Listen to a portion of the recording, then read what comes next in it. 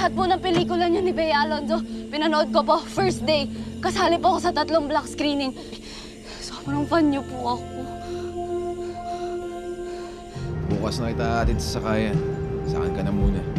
So yun, paano ka ba nakasakay dito sa pick-up ko? Kanina po sa mall show, ako po yung kinindatan niyo sa stage. O bakit ako?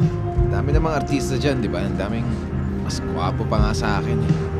Kayo po yung pinakagwapo sa kanila. Pinakamabait, pinaka-gentle. Parang aalagaan niyo po ako talaga. Kaya po ako na-inlove sa inyo. Ang taong ka na ba? Magsa-17 na po.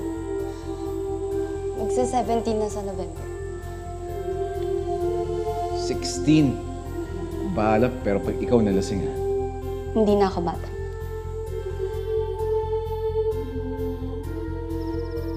Ang lasa.